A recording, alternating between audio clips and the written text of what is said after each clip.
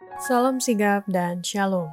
Renungan kita pada hari ini, Sabtu 23 Januari 2021, berjudul, Ia menuntun kita kepada seluruh kebenaran.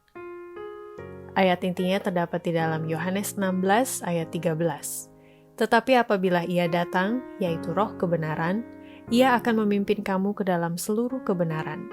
Sebab Ia tidak akan berkata-kata dari dirinya sendiri, tetapi segala sesuatu yang didengarnya itulah yang akan dikatakannya, dan Ia akan memberitakan kepadamu hal-hal yang akan datang. Pena Inspirasi menjelaskan yang dimaksud dengan judul renungan kita pagi ini, Ia menuntun kita kepada seluruh kebenaran yang berhubungan dengan kita sebagai putra-putri Allah, adalah sebagai berikut. Pertama, Roh Kudus adalah yang menggantikan dan melanjutkan pelayanan Kristus di bumi ini setelah Yesus naik ke surga. Tuhan lebih rela memberikan Roh Kudus kepada mereka yang melayaninya daripada orang tua menghadiahkan yang baik kepada anak-anaknya.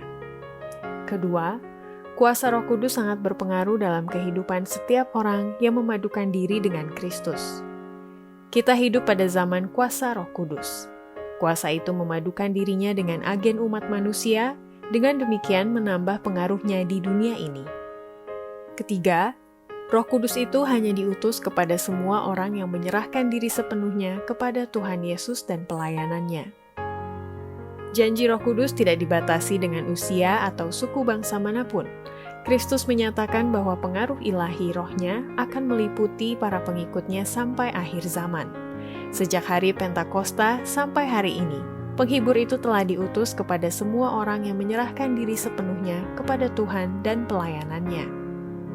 Keempat, Roh Kudus membantu menyediakan pertolongan ilahi bagi semua keadaan darurat yang tak dapat diatasi oleh akal manusia dan mengatasi manusia dalam kesulitan.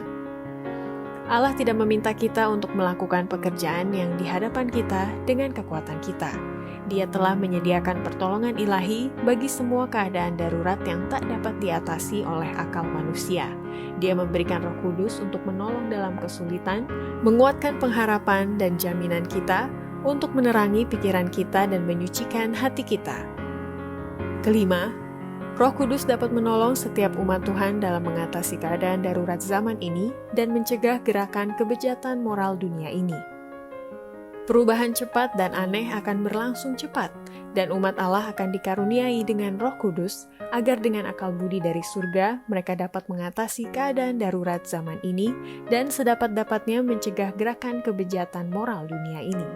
Jikalau jemaat tidak tertidur, jikalau pengikut Kristus berjaga dan berdoa, mereka mungkin dapat memperoleh terang untuk memahami dan menghargai gerakan musuh. Demikianlah renungan kita pada hari ini, kiranya Tuhan memberkati kita semua.